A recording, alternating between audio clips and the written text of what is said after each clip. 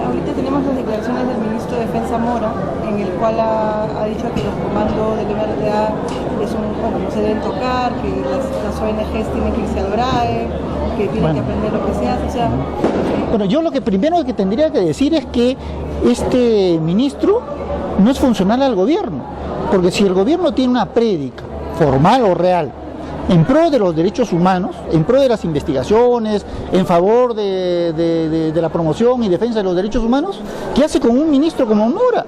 Que propone, en otros términos, puntos finales, amnistías, indultos. De repente hasta no lo dice expresamente, pero su discurso apunta hacia eso, simple y llanamente, hacia la impunidad, ¿no? Entonces yo creo que es un ministro que debería estar, en realidad, fuera del gobierno.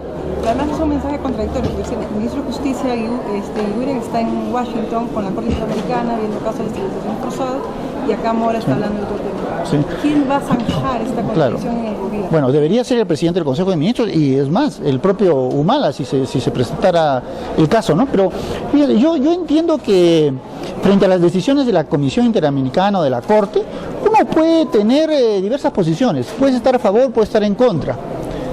Ese es un tema. El otro es que tú no puedes cuestionar esas decisiones porque las decisiones de la Comisión y de la Corte forman parte de nuestro ordenamiento, ¿no es cierto?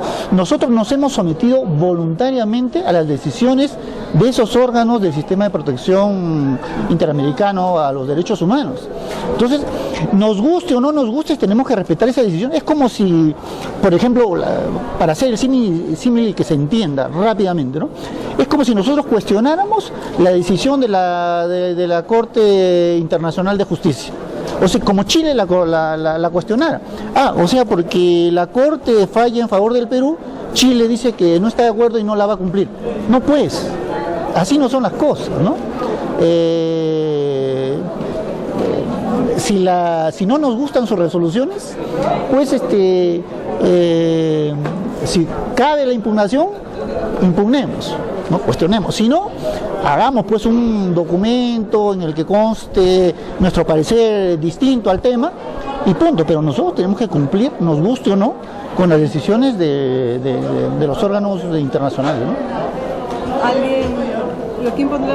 O sea, Mora ya tiene 4 declaraciones. Bueno, ya tiene 4 tarjetas amarillas, ¿no es cierto? Sí. Y eso ya hace rato una roja, ¿no? Bueno, debería estar fuera del gabinete ya hace tiempo el general Mora, ¿no? Yo creo que si es que Humala no va a poner orden, bueno, pues la sociedad civil debería pronunciarse de una manera mucho más directa y recurrente sobre ese tema, ¿no? Bueno, esperemos, seguramente ya viene, ¿no? Bueno, y en todo caso también yo haría un llamado a Perú Posible, ¿no? Porque Mora forma parte de Perú Posible, y Perú Posible también tiene un discurso formal pro derechos humanos, ¿no? O sea, no puede ser que este buen señor despotrique contra derechos humanos y no pase absolutamente nada y nadie diga esta boca es mía, ¿no? Eso es inadmisible, ¿no? Ahora, en cuanto al tema del BRAE, esto que es una tontería del general Mora, bueno, pero en fin, mire, yo recuerdo que en el 2009 el general Contreras, jefe del Comando Conjunto de las Fuerzas Armadas, invitó a los organismos de derechos humanos a visitar el BRAE, ¿no es cierto? Y los organismos de derechos humanos se reunieron con el general Contreras en la sede del Comando Conjunto de las Fuerzas Armadas. Y le expresamos, yo también participé, que por supuesto que íbamos al BRAE. Y si el viaje no se produjo, es porque el jefe del Comando Conjunto de las Fuerzas Armadas en el 2009 dijo que no había las condiciones necesarias para que los organismos de derechos humanos pudieran ir al BRAE, ¿no? Pero, en fin, yo sé que finalmente todo esto es una majadería del señor Mora, pero en general también sobre el tema, en su momento hubo un pronunciamiento claro de los organismos de derechos humanos, ¿no? Entonces, nosotros no partimos de la idea, de la presunción de que los militares violan derechos humanos, en absoluto. Los militares son nuestros militares, los soldados son nuestros soldados, la Fuerza Armada es nuestra Fuerza Armada. Pero nosotros lo respetamos, ¿no es cierto? Sabemos de su contribución a la democracia. pero como cualquier funcionario público, tiene que estar sometido a las reglas de la democracia, ¿no es cierto? Que cumpla sus funciones constitucionales defendiendo la ley.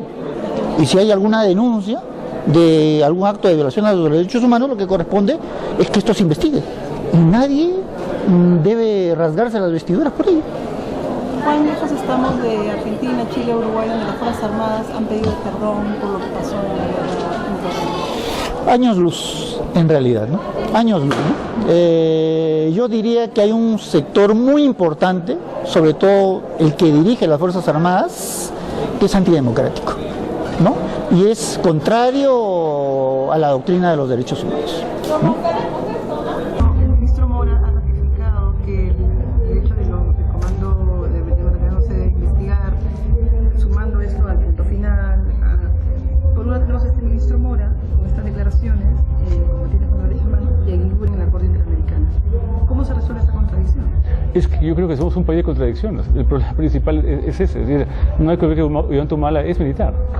O sea, el tema es, y yo lo digo claramente, yo nunca he hecho campaña ni manifestado, decía voy a votar por este o por aquel, porque yo tenía reserva por ambos candidatos, ciertamente, pero creo que de alguna manera ahora hemos llegado a transar por el mal menor, y es un problema de principio por el que yo no estoy de acuerdo, y es por eso puede ser la coexistencia. Dice, bueno, tenemos que cambiar el país como podamos cambiarlo, pero hay que aguantar o tolerar a este otro que habla de su punto final, lo que fuera. Yo te digo una cosa, en un Estado de Derecho todos se mojan, ese es el tema, pero acá no estamos en un Estado de Derecho, acá no todos se mojan. Es decir, aquí por ser o héroe, o tener plata, o tener hermano ministro, o ser vicepresidente, lo que sea, se te da la gana, y es la realidad de la historia. Y nuevamente, con el tema del MRTA, acá no hay casa de brujas de nada, ¿okay? Pero ya se demostró, creo, ampliamente, ¿no es cierto?, que habían dos grupos dentro de esto. Que había un grupo de la gente que entró y había los gallinazos, no sé quién, que es la otra gente. Separen la paja del trigo finalmente respecto a esto y hagan lo que tengan que hacer. Pero quiero decir, alguna regla tenemos que tener. Quiero decir, en otros países, un policía mata a alguien en cumplir su deber, automáticamente lo investigan.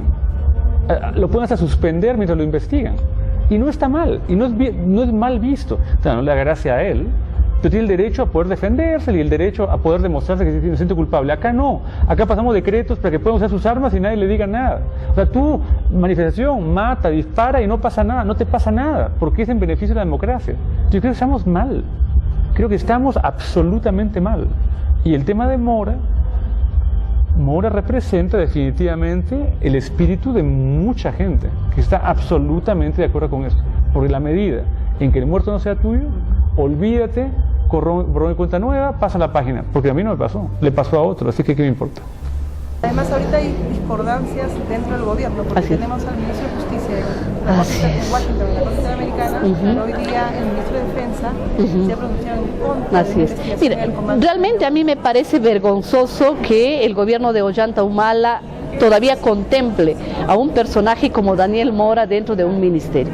Creo que es un tipo que razona en función a su carrera militar y tiene derecho de hacerlo, pero no puede ser pues el vocero de un ministerio, de un gobierno que es democrático, de un gobierno que ha expresado un compromiso público en temas de derechos humanos, o de un ministro que sale a contradecir lo dicho por el ministro de Justicia. Creo que aquí todos los peruanos necesitamos claridad en la política de gobierno de Ollanta Humala.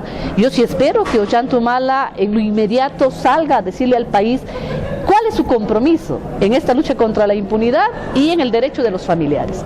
No solamente para tranquilidad de los militares que están siendo investigados por las responsabilidades que tienen en crímenes de violaciones a los derechos humanos, sino para la tranquilidad de los familiares. Los familiares hemos puesto nuestra esperanza en este gobierno de que realmente vamos a poder acceder a la justicia, que vamos a poder acceder a la reparación, pero además que se nos va a respetar como ciudadanos, y no pues que se nos esté tomando el pelo y aparezca un personaje como Daniel Mora, primero pidiendo una ley de punto final, ahora diciendo que está en contra del juicio a los héroes de Chavín de Huanta, lo cual no es cierto, porque nadie, claro, y contra las ONGs que representan a las víctimas de esta ejecución extrajudicial, ¿no? Entonces sí creo que yo a todos nos haría bien como país el conocer realmente cuál es la posición del gobierno. Yo espero que salga el presidente de la República a ratificar lo dicho por el ministro de Justicia y a generar entre todos un clima de respeto, ¿no?, en nuestra condición de ciudadanos. ¿Cuánto tiempo más pueden esperar los familiares desaparecidos? Yo creo que nada. Yo creo que urge un compromiso político de este gobierno respecto a qué se va a hacer para encontrar a los desaparecidos, qué se va a hacer para atender cada una de las demandas de los familiares.